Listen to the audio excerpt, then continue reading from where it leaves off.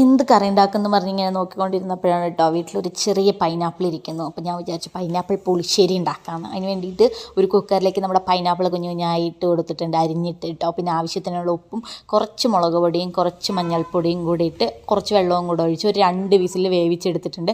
അതിൻ്റെ അരപ്പ് തയ്യാറാക്കാൻ വേണ്ടിയിട്ട് ഒരു മിക്സിയുടെ ജാറിലേക്ക് കുറച്ച് തേങ്ങ, 2-3 വെളുത്തുള്ളി, ജീരകം, പിന്നെ തൈര് ഒഴിച്ചാണ് അരയ്ക്കുന്നത് കേട്ടോ. അപ്പോൾ നിങ്ങളുടെ ക്വാണ്ടിറ്റിക്ക് അനുസരിച്ച് തൈര് അതിലേക്ക് ആഡ് ചെയ്യാവുന്നതാണ്. അങ്ങനെ അത് അരച്ച് വെച്ചപ്പോഴേക്കും നമ്മുടെ പൈനാപ്പിൾ ഇവിടെ വെന്ത് വന്നിട്ടുണ്ട് ഗൈസ്. അത് ഞാനൊരു മൺചട്ടിയിലേക്ക് ഒഴിച്ചു കൊടുത്തു. പിന്നെ മധുരം കുറവായതുകൊണ്ട് തന്നെ കുറച്ച് പഞ്ചസാരയും കൂടെ ആഡ് ചെയ്തിട്ടുണ്ട്. നിങ്ങളുടെ പൈനാപ്പിളിൽ മധുരം ഉണ്ടെങ്കിൽ നിങ്ങൾ പഞ്ചസാര ആഡ് ചെയ്യരുത്. പിന്നെ നമ്മൾ തേങ്ങയും തൈരും കൂടെ അതിലേക്ക് ഒഴിച്ചു കൊടുത്ത് 2 പച്ചമുളകും കൂടെ കീറിയിട്ടുണ്ട്. തിളപ്പിക്കാതെ നന്നായി ചൂടാകുമ്പോൾ നമുക്ക് വാങ്ങി വെക്കാം കേട്ടോ. പിന്നെ അതിലേക്ക് കടുക് താളിക്കാനായി കുറച്ച് വെളിച്ചെണ്ണയിലേക്ക് ജീരകവും ഉലുവയും പൊട്ടിച്ച് അതിൽ കറിവേപ്പിലയും കൂടെ ഇട്ട് നന്നായി പൊട്ടി വരുമ്പോൾ നമ്മുടെ കറിയിലേക്ക് ഒഴിച്ചു കൊടുത്താൽ നമ്മുടെ അടിപൊളി പൈനാപ്പിൾ പുളിശ്ശേരി ഇവിടെ റെഡി. എല്ലാവരും ഉണ്ടാക്കി നോക്കുക ഗൈസ്. ബൈ.